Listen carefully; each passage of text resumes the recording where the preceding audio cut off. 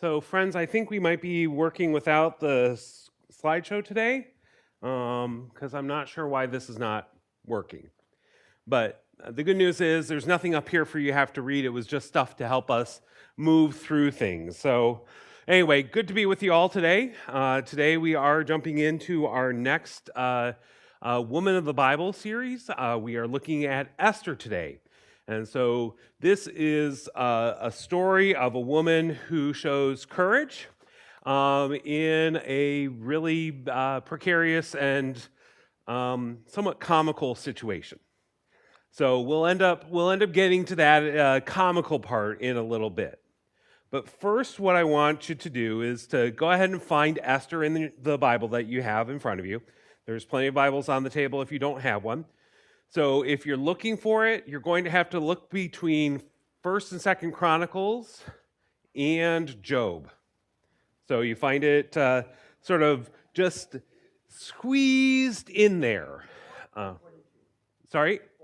It's on 422 if you're using the blue Presbyterian Pew Bible. So those were from the pews here in congregation before we took them out with COVID. But so 422 is the page for that. So we're going to look at the whole book today, but before we end up, as we do that, we're going to be taking a look at some different pieces of it. We're not going to be reading whole chapters like we did with Ruth, simply because this book is a little bit longer, and there's lots of extra details in there that add to the ambiance of the story, but don't necessarily add to the plot.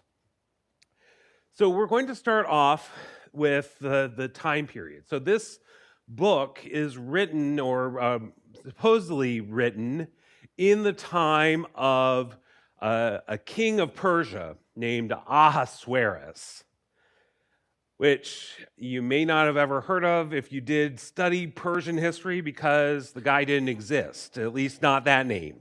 Quite honestly, some folks end up saying, well, this guy's name in Hebrew translates to something that approximates a title that Xerxes the Great ended up using for himself.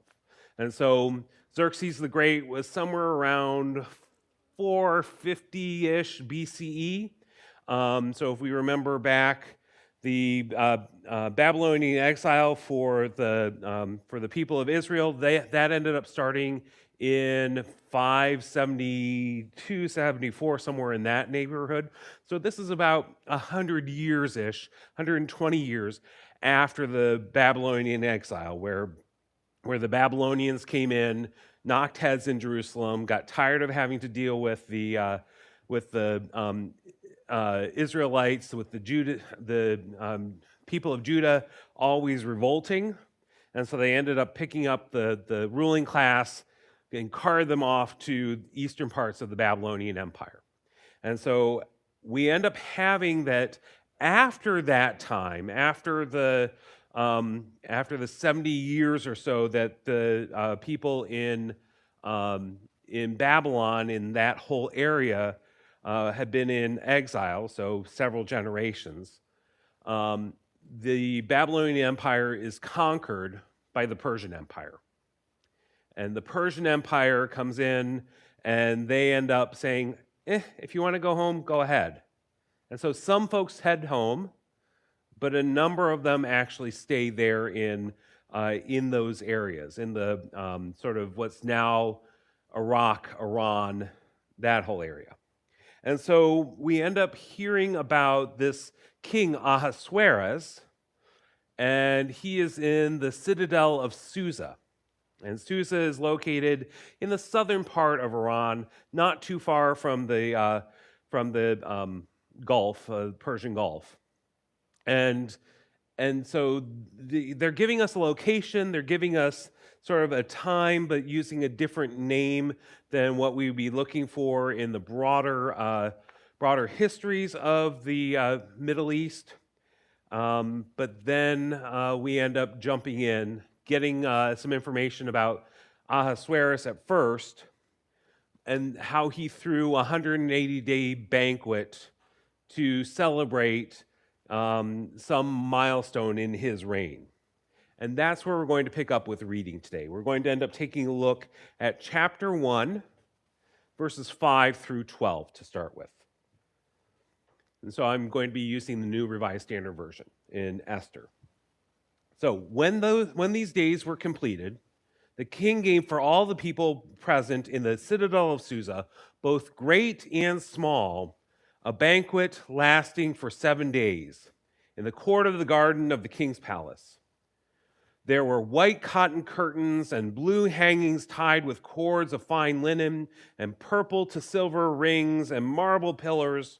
There were couches of gold and silver on a mosaic pavement of porphyry, marble, mother of pearl, and colored stones. Drinks were served in golden goblets, goblets of different kinds, and the royal wine was lavished according to the bounty of the king. Drinking was by flagons, without restraint, for the king had given orders to all the officials of his palace to do so as each one desired. Furthermore, Queen Vashti gave a banquet for the women in the palace of King Ahasuerus. On the 7th day, when the king was merry with wine, he commanded Mehuman, Biztha, Harabona, Bigtha, Abgatha, Zenthar, and Carcass, the 7 eunuchs who attended him, to bring Queen Vashti before the king, wearing the royal crown, in order to show the peoples and the officials her beauty, for she was fair to behold. But Queen Vashti refused to come at the king's command conveyed by the eunuchs. At this, the king was enraged, and his anger burned within him. So, as you listen to that passage, what are a few things that stick out at you? What do you hear in that passage? They're getting drunk. They're not only getting drunk, they are getting totally plastered. This is not, a nice little, let's sip and enjoy the wine. No, this is a frat party on steroids. I mean, they're going crazy here. Okay, what else do you hear in this? Yeah, there's lots of opulence. Gold and silver. They're drinking out of gold chalices. They're not all the same, and there's just so much of it. Yeah, I mean, there's lots of opulence. What else do you hear? They had no boundaries. Tell me about that. Okay.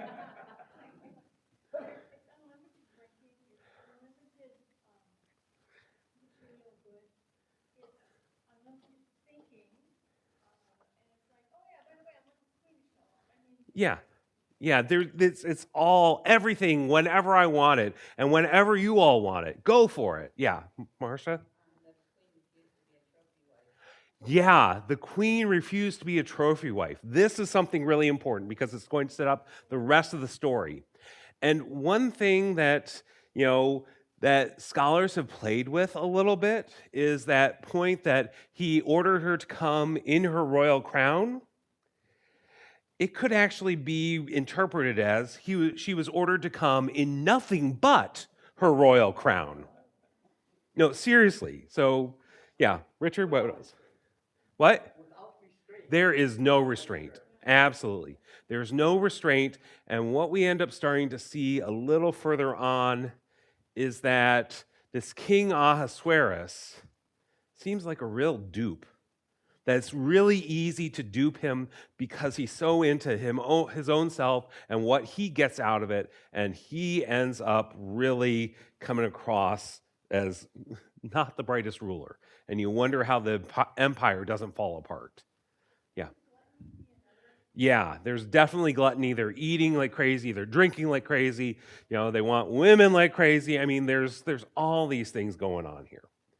So anyway, I'm going to summarize the rest of chapter 1 and the first little bit of chapter 2, because what ends up happening there is we have lots of back and forth where some of the king's advisors are asked, well, what happens to Vashti since she wouldn't come at my command?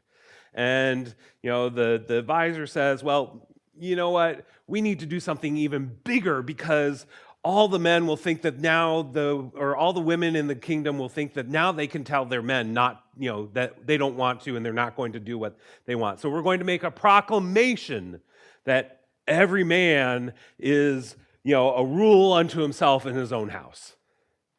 And so they make that proclamation, and the king feels better, and he ends up saying, goodbye to Vashti, she can never come here again, and we're going to depose her, and now the advisors say, you need a new queen. And so they say, okay, we're going to send the word out throughout the empire that all the young, beautiful virgins are to come here, and we will end up, setting them up so that the king can go through them all to figure out who's going to be the most beautiful, and she will become the queen.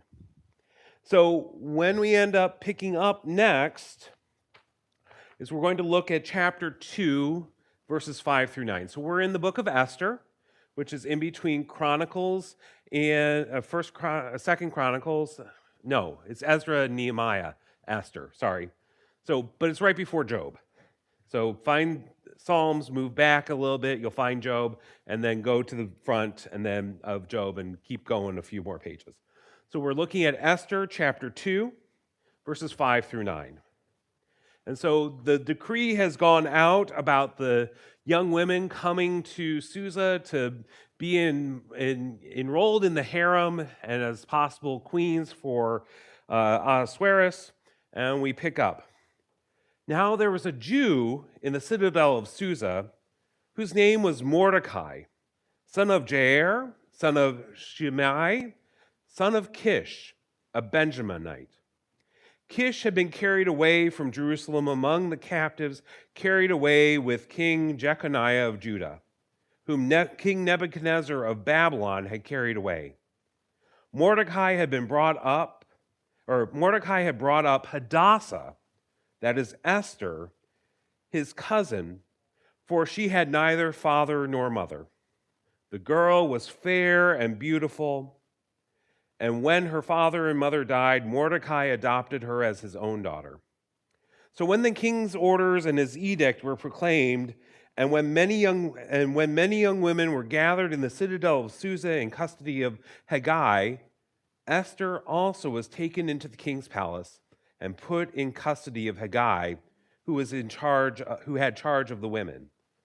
The girl pleased him and won his favor, and he quickly provided her with cosmetic treatments and her portion of food, and with 7 chosen maids from the king's palace, and advanced her and her maids to the best place in the harem. What did you hear in that? What were things that you heard in that passage? It reads like a fairy tale. Yeah, tell me why. What are some of the elements?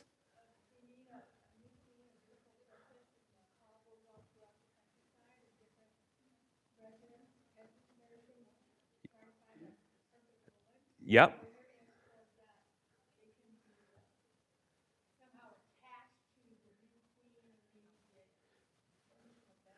Yeah, so there's sort of a fairy tale atmosphere to this. Let's bring them all in. Let's check them all out, and we'll put them in this charge of a eunuch who is responsible for making sure that they get the treatments that they need, so they're ready to really shine.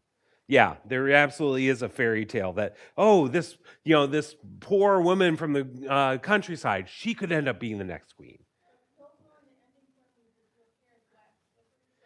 No, there are no glass slippers. There are no mice turned into horses. So, Patty, what did you hear? Right.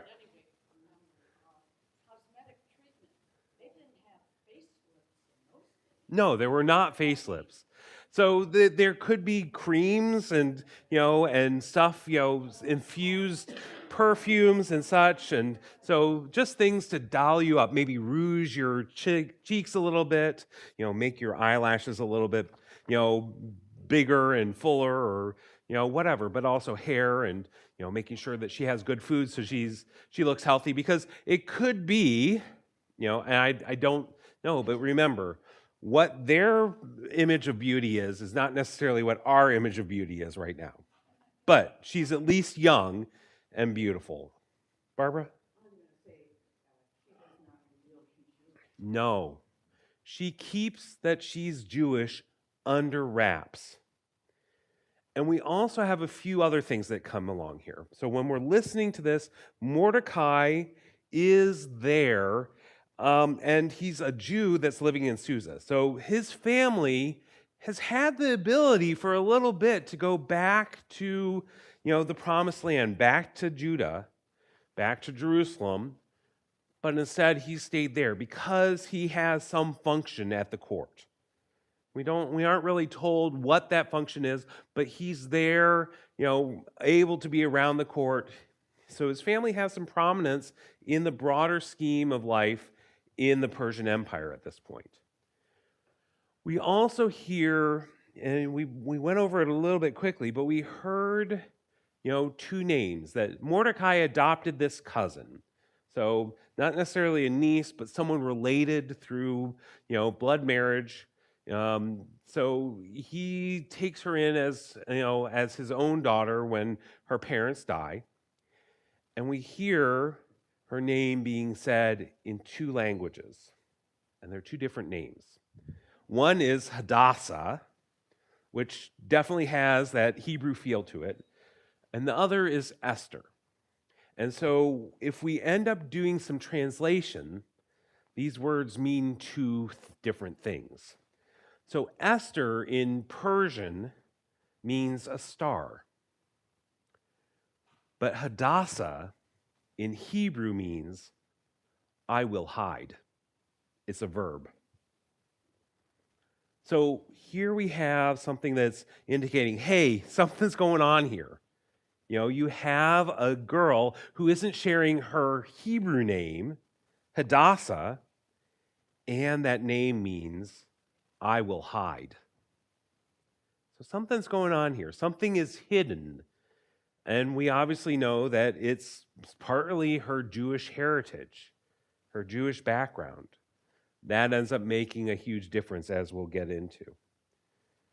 And so what ends up happening, continuing on in chapter 2, is all these girls, including Esther, are given these treatments, cosmetic treatments, beauty treatments, and they are given one night. So here you go. You can take whatever you want into the room with the king. You're going to spend the night with him, and you have one audition. And if you don't end up continuing, if you don't catch his fancy, that's it. One night and then gone. And so Esther actually gets that one night, and she follows the advice of the eunuchs, and Ahasuerus finds her attractive, finds her, beautiful. And so there's something happening there that Ahasuerus, says that, and eventually he actually makes her queen. And so Esther becomes queen because Ahasuerus has said, you're beautiful, you're wonderful, there you go. But we don't hear much about that for a bit because we end up having a change of scenery. So the story pans out from the harem and the immediate court of the king to the gates outside the palace. And there, Mordecai is sitting there, and a couple of his eunuchs that stand guard, Ahasuerus' eunuchs that stand guard, they end up getting their noses out of joint, and they plot to kill Ahasuerus. Mordecai tells Esther. Esther tells Ahasuerus, hey, I heard from this guy Mordecai that these two are planning to kill you.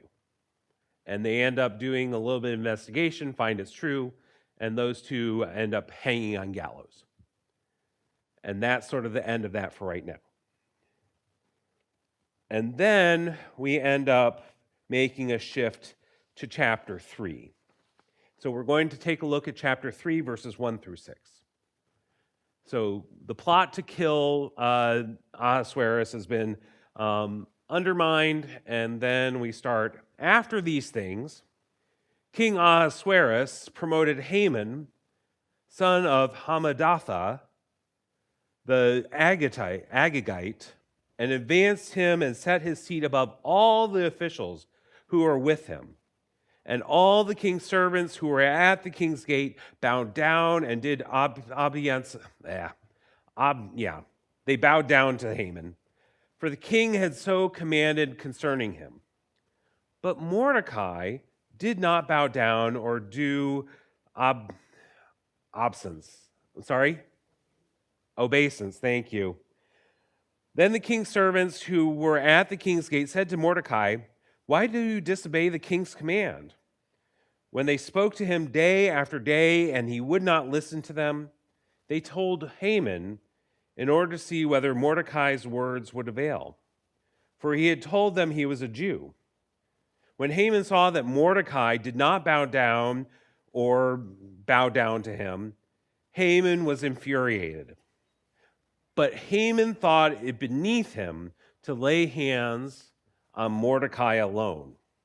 So having been told who Mordecai's people were, Haman plotted to destroy all the Jews, the people of Mordecai, throughout the whole kingdom of Ahasuerus. So what did you hear in there? What are the things that stand out?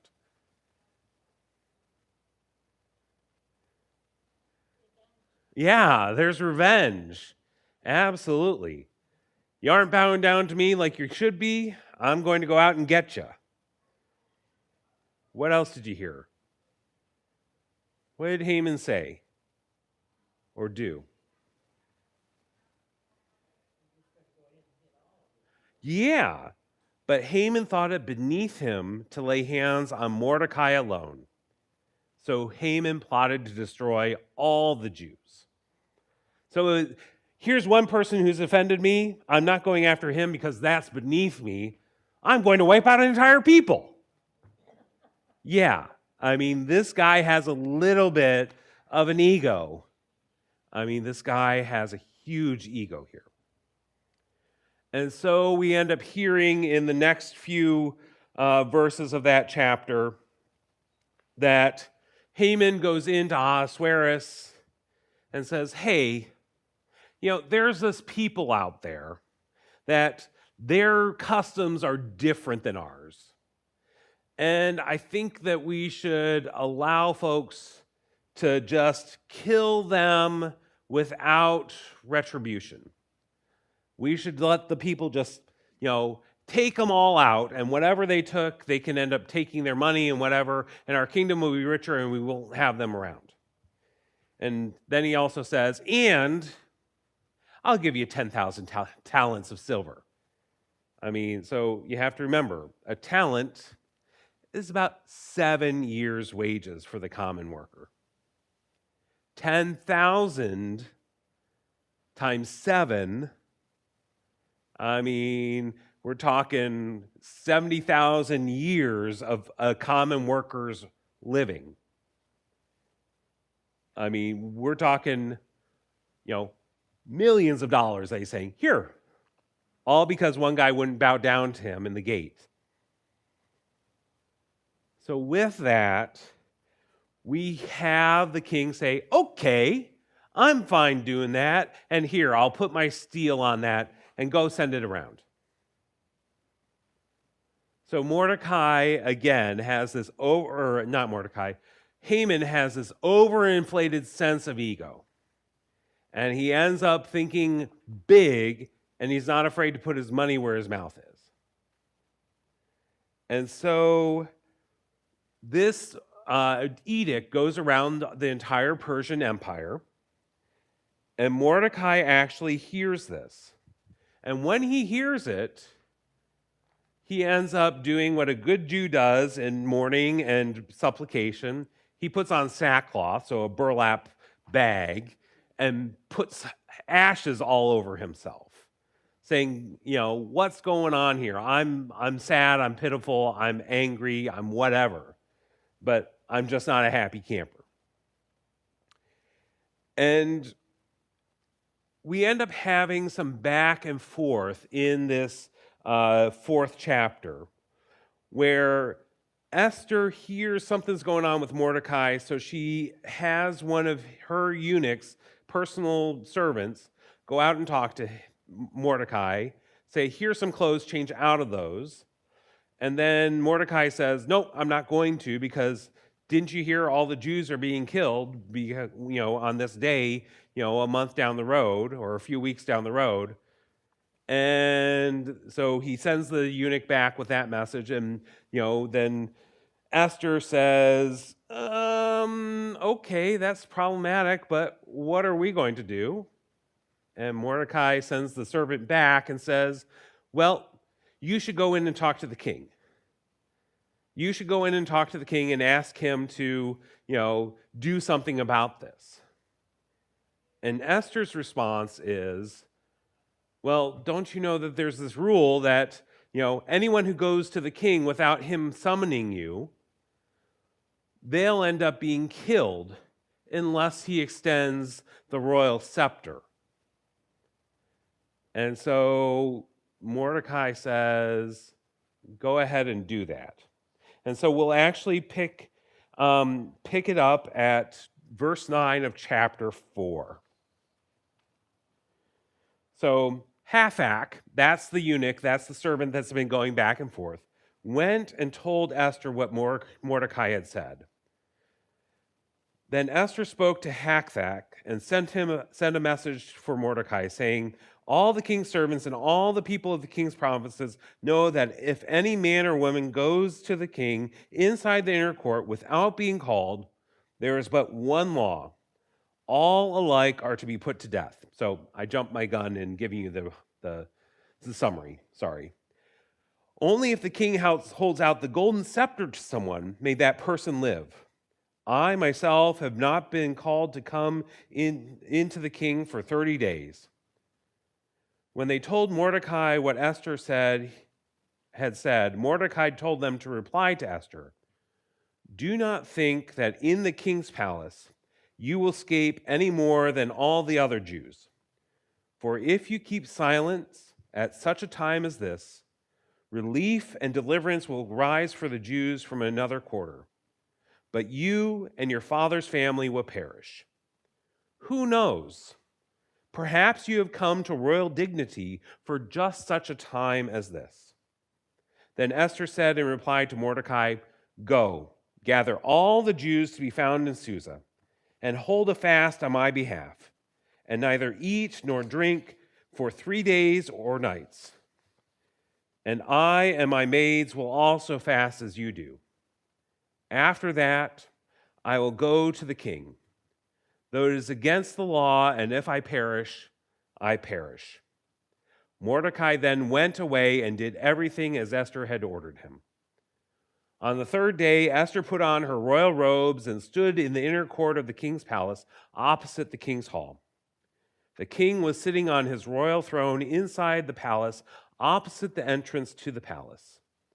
As soon as the king saw Queen Esther standing in the court, she won his favor, and he held out to her the golden scepter that was in his hand. Then Esther approached and touched the top of the scepter. The king said to her, what is it, Queen Esther? What is your request? It shall be given you even to the half of my kingdom. Then Esther said, if it pleases the king, let the king and Haman come today to a banquet that I have prepared for the king. Then the king said, bring Haman quickly, so that we may do as Esther desires. So the king and Haman came to the banquet that Esther had prepared. While they were drinking wine, the king said to Esther, what is your petition? It shall be granted you. And what is your request? Even to the half of my kingdom, it shall be fulfilled. Then Esther said, this is my petition and request. If I have won the king's favor, and if it pleases the king to grant my petition and fulfill my request, let the king and Haman come tomorrow to the banquet that I will prepare for them, and then I will do as the king has said. Haman went out that day happy and in good spirits. But when Haman saw Mordecai in the king's gates and observed that he neither rose nor trembled before him, he was infuriated. infuriated with Mordecai. Nevertheless, Haman restrained himself and went home. Then he sent and called for his friends and his wife Zeresh, and Haman recounted to them the splendors of his riches, the number of his sons, all the promotions with which the king had honored him, and how he advanced him above the officials and ministers of the king. Haman added, "Even Queen Esther let no one but myself come with the king to the banquet that she prepared. Tomorrow also I am invited by her, together with the king. Yet all this does me no good, so long as I see the Jew Mordecai sitting at the king's gates." Then his wife Zeresh and all his friends said to him, "Let a gallows 50 cubits high be made, and in the morning tell the king to have Mordecai hanged on it. Then go with the king to the banquet in good spirits." This advice pleased Haman, and he had the gallows made. So what stood out to you? Richard. Getting access to the king is the key. Yeah, getting access to the king is key there. How did she do that? I wonder too, because you remember how last time when we talked about Ruth and her uncovering Boaz's feet, it really wasn't about the feet. It was about another male anatomy part. He saw her and he raised the royal scepter that was in his hand. Yeah. Yeah, it is. I forgot about that one.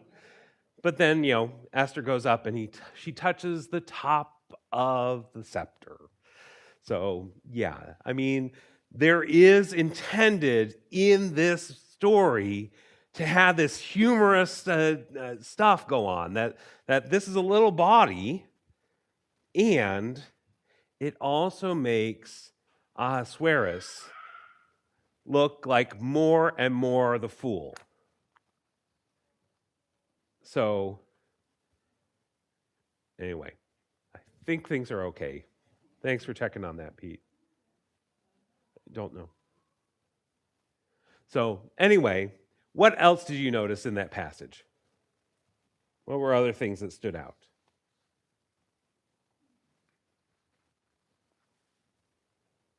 Go ahead. Okay. Yeah, Mordecai does have a lot of guts. I mean, he says, "Oh, it was a dog that got a foot stuck. That's what happened." So that was not someone falling and getting hurt like I was worried about. So anyway, we have Mordecai talking back and forth through the eunuch to Esther. And he says, "You need to do this." And then when she says, "Well, but it's against the law and I could die," his response is, "Don't think that you're protected there. While you may have kept your identity as a Jew hidden, it's not necessarily going to stay that way. And if you don't do this, there's the strong possibility that deliverance will come from another quarter, that someplace else, someone else is going to be able to help."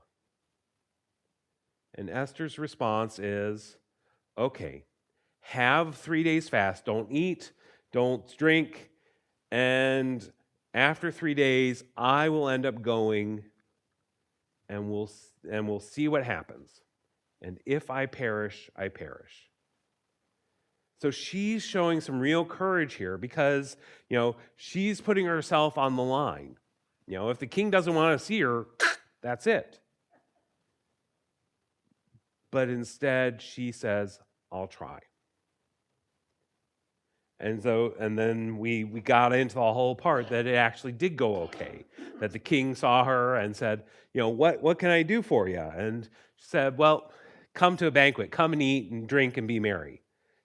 And then, She kind of got a little smashed. yeah, That's how yeah, folks into making all these big. yeah, she butters him up a bit, no question. And then what does she do? She ends up saying, "Okay, here's my request. Come to another banquet tomorrow." So let's draw this out and make this more. I mean, it's not just sort of like she's had one opportunity. What do you want there in the throne room? No, come to a banquet. Then at the banquet, what do you want? Oh, come to another banquet. And so she's drawing this out, increasing the suspense, increasing the question of what's going to happen. How is he going to respond? Lucy? No one knew. I mean, remember, so her name is Esther in this. Mordecai knew.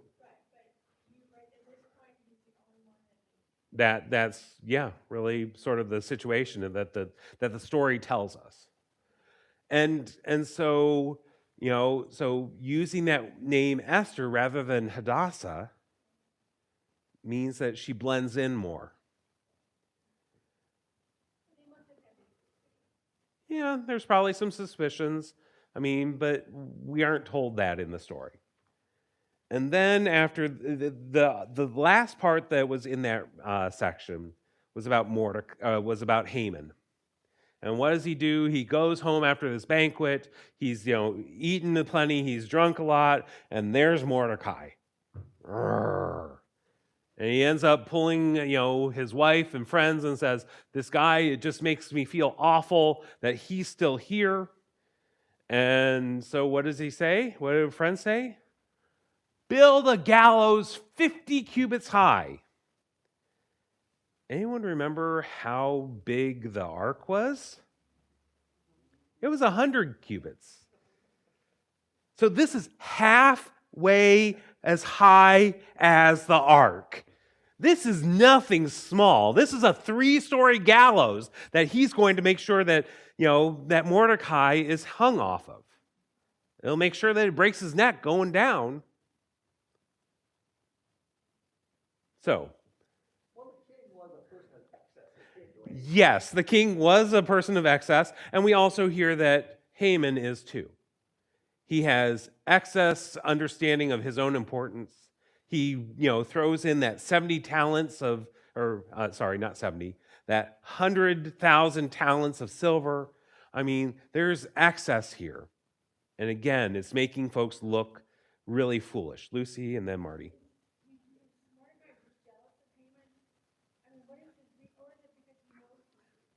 So Haman is jealous of Mordecai because Mordecai didn't bow down to him in the, when he was announced as, sort of the chief minister.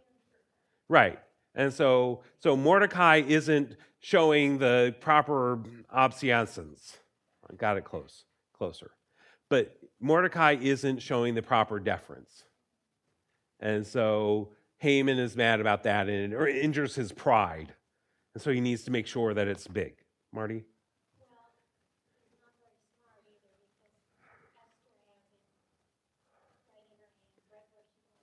Yeah, Esther is playing a game here. There's no doubt about that. And so we end up, as we listen to this, there's another little bit that we're going to pull out about the second half of chapter 5 and the first part of chapter 6. And in this time, the night before that second banquet, Ahasuerus has a dream, or he couldn't sleep, and he remembers Mordecai. And he says, you know what? I never did anything to thank Mordecai. So Ahasuerus calls Haman the next morning and says, hey, what would I do if there is this man that I want to make sure that I can honor? What should I do to, put his esteem above everyone else in the whole city? And Mordecai is sitting there thinking that it's him. And so he says, well, put on a best robe and give him a ring and parade him around on one of your best horses. And so Ahasuerus says, good, go do that for Mordecai. Haman is told, go do that for Mordecai. Haman thought it was all for me, and no, it's for Mordecai. And so you end up seeing that dig again into Haman and his, overinflated sense of importance. You see that ego truly engaged. And so that's where we're going to pick up off of chapter 6, verse 14, and we're going to go through chapter 7, verse 10. So while they were still talking to him, so Haman is talking to a few other folks after Mordecai has been, circled around the open grounds. Well, while they were still talking with him, the king's eunuchs arrived and hurried Haman off to the banquet that Esther had prepared. So the king and Haman went in to feast with Queen Esther. On the second day, as they were drinking wine, the king again said to Esther, "What is your petition, Queen Esther? It shall be granted you. And what is your request? Even to the half of my kingdom, it shall be fulfilled." Then Queen Esther answered, "If I have won your favor, O king, and if it pleases the king, let my life be given me. That is my petition. And the lives of my people, that is my request. For we have been sold, I and my people, to be destroyed, to be killed, and to be annihilated. If we had been sold merely as slaves, men and women, I would have held my peace. But no enemy can compensate for this damage to the king." Then King Ahasuerus said to Queen Esther, "Who is he, and where is he? Who has presumed to do this?" Esther said, "A foe and an enemy, this wicked Haman." Then Haman was terrified before the king and the queen. The king rose from the feast in wrath and went into the palace garden. But Haman stayed to beg his life from Queen Esther, for he saw that the king had determined to destroy him. When the king returned from the palace garden to the banquet hall, Haman had thrown himself on the couch where Esther was reclining. And the king said, "Will he even assault my queen in my presence in my own house?" As the words left the mouth of the king, they covered Haman's face. Then Harbona, one of the eunuchs in attendance on the king, said, "Look, the very gallows that Haman had prepared for Mordecai, whose words saved the king, stands at Haman's house, 50 cubits high." And the king said, "Hang him on that." So they hanged Haman on the gallows that he had prepared for Mordecai. Then the anger of the king abated. What did you hear in that? What did you hear? She is so clever. Yeah, she has manipulated things into this spot. No question about it. It's sort of like, okay, let's throw out the line, reel in a little bit, let him go a little bit, reel in. I mean, get a little bit more, and then suddenly, here you go. It's this guy that's if we were just being sold as slaves, I wouldn't say anything, but it's destruction, and it's to your dishonor, king. You're going to lose all kinds of good people. And so he says, "Who is this? Tell me." "It's him." Oh! And then the king gets so angry, he walks out, and meanwhile, Haman is pleading, begging, and he puts himself on the couch. Looks like he might be trying to sexually assault the queen. Oops. And then King comes back in and says, "Okay, that's it. What would be the best punishment for this guy? I mean, he's dead no matter what. Well, he's already made this huge gallows. Go hang him on that." I mean, and you can even see that it's, one of the eunuchs, Harbona, who says, "Hey, he has this ready for Mordecai." It's almost as if the servants around don't like Haman either.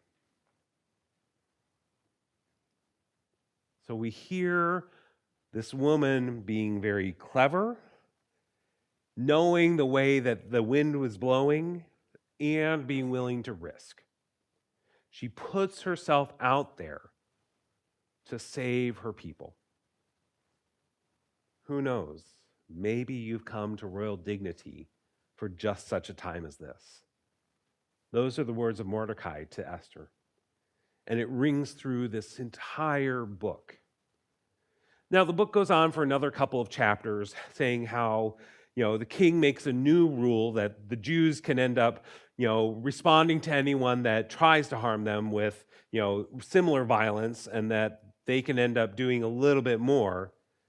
And it's only on this one day, that's also been designated for the Jews' annihilation. And with that, the people are safe. And Mordecai actually becomes that primary, agent, the primary, counselor to Ahasuerus. And so through this book, we see, the story unfold. It definitely has elements that are really big and bold, and, it's almost a farce when we think about the images of Ahasuerus and Haman. We also hear sort of this, gentler understanding of Mordecai, the wisdom and the fear, but then the courage from Esther. Now, I have one other thing for you guys to do. I have $100 sitting in my wallet, and the first person who can show me where in the book of Esther God is mentioned, you get that $100.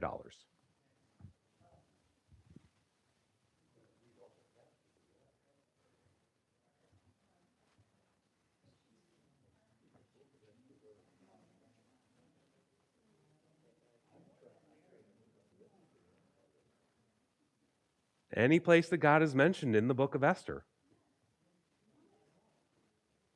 God is not mentioned at all in the book of Esther.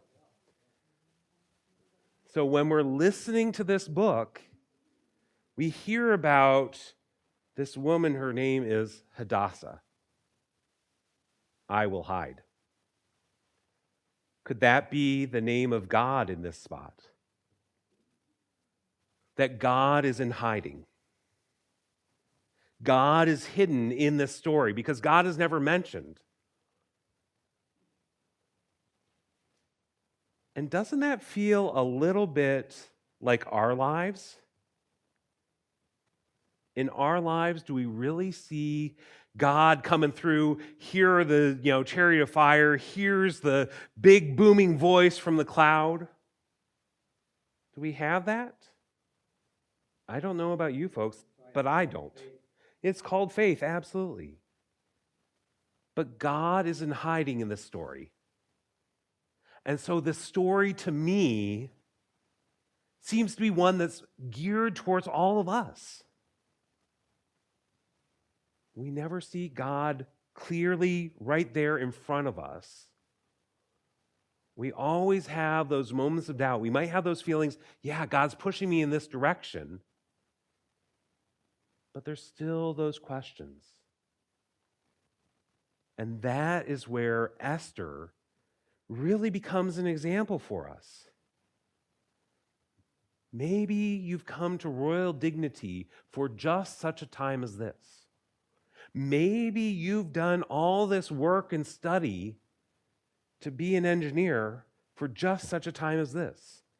Maybe you've learned how to work with kids to help them learn a little bit more. Maybe you've been called to that for just such a time as this.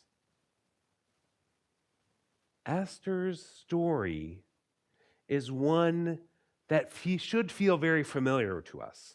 It's really a farce. I mean, there's really a question of whether the story even happened. I mean, we can see there's some connections maybe to Xerxes, but when we look at the records from the Persian Empire, there's no queen married to Xerxes named Esther. And Xerxes, he was a pretty shrewd ruler. You don't end up pulling down several other empires and build your own on their bones by being the fool that this king is portrayed as to be. And so while this may not be actual fact, and it is put in the writings rather than the prophets, it's put in there similar to Job, as it's telling a story that has a particular point. but it's not necessarily meant to be taken as fact. Even so, that story speaks of who God is and who God is in our lives.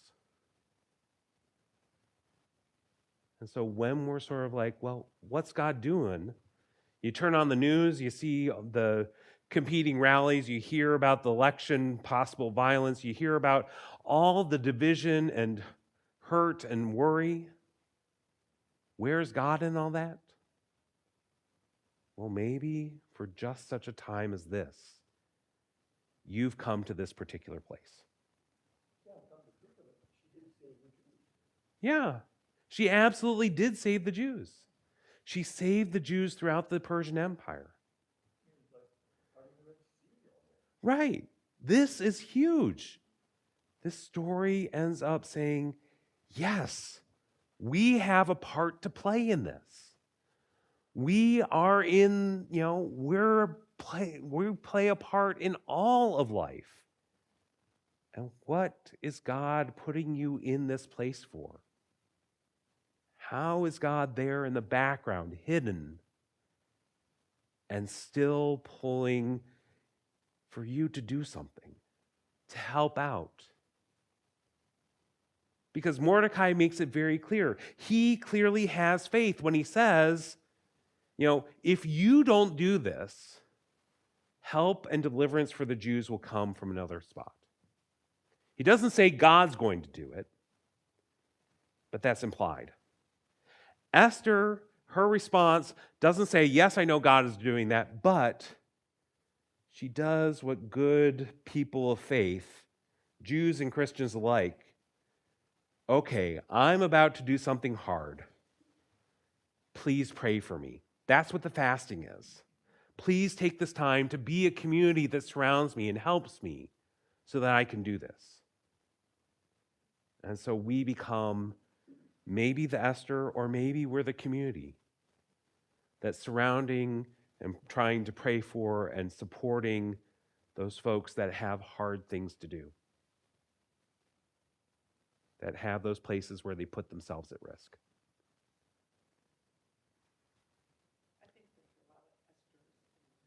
There are a lot of Esthers in this world. There are Esthers all around us. Stars, that's what it means in Persian. There are stars all around us that end up doing little things that are in just the right spot at the right time to respond to the needs of God's people. So when we're thinking about this story, did it happen? Did it not? Does that matter? No. Because the point comes across clearly. God does work through us. God does use us to help bring salvation throughout this world. We may not always be confronted with it like Esther is. Here's what you got to do. And it may not be, you're going to die if you don't do it. But there's still that invitation. This story is the basis of the Jewish holiday of Purim. It is a raucous holiday that they end up celebrating and having joy about. They read this story, and as they read it, anytime anytime the readers say the name Haman, they make all kinds of noises and go boo and hiss, and it's those noisemakers that you might use on New Year's Eve, boo and hiss, and we don't like Haman. It's a joyful, raucous holiday, and it celebrates a woman who had some courage, and that God was active there in the background. Now, if you end up looking at some Bibles, there may be some extra additions. So we were looking in the New Revised Standard Version at only the stuff that is in the Hebrew Bible. If you went and looked at the Greek translation that happened about 70 BCE, It's called the Septuagint. There are actually some additions to it in Greek that make it explicit that Mordecai understands God is present. And so some folks read this and said, ooh, I don't like that so much. I want to make sure that God is in this story. And so Protestants pull that out because we end up looking at, the Hebrew Bible as what the Jewish people are currently reading and say, that's really the canon. Go ahead. My Bible, my old Bible, it doesn't refer to eunuchs as the helpers, it refers to them as something like servants. Yeah. Or waiters as well. Yeah, again, it's a translation issue, but it does have the connotation of eunuchs, and the reason is some Bibles don't want to be talking about men that have been separated from their testicles. Some Bibles make different choices. They'll end up talking about servants when the word is actually slaves. It's just based on some choice, of how to convey the sense of it. Bible, by the way. Yeah, and so King James Version had some other stuff with that. So glad you were all here. Sorry we started a few minutes late. Oh yeah, absolutely. Well, and I don't know whether there are, and I also know that in the Jewish synagogue on Purim, which is the holiday that they celebrate for this, they end up doing dramatic readings and have a grand time with this. And so they play it up, and they recognize that there is some bawdiness in there. So, Carol? I could see it, she's no longer with us, a great Elizabeth Taylor movie. Uh-huh. What was going on. Yeah. I think you could see that definitely, especially with the big Hollywood background. But there's just a little bit too much of the king looks like a fool in this to make it feel. Yeah, it would be. Yeah, yeah. But you remember, anything from the Bible has to be serious, has to be stoic. That was definitely how it was in the 50s. But here we have a story of something that has a little bit of humor, but I think also has a lot of heart to tell us a little bit more about us and our role in this world, especially when it feels like God is in hiding at times. So next week, we will jump into the New Testament. We'll take a look at Mary Magdalene. We'll talk about some of the ways that different parts of the Bible have been used to say, well, this is Mary, but this isn't, and that issue causing some slanderous things to be said about her. And so we'll look at who she actually was. We'll look at possibilities for what her role really was in terms of the disciples, and then we'll just figure out and pull apart those different pieces that are throughout the Bible, because we have 4 different accounts with the 4 Gospels, and Mary Magdalene shows up in all of them. But they each have a slightly different read on what she did. So thank you, friends. I will see you all on Sunday, I hope, and see you next Tuesday is also my hope. Thanks so much.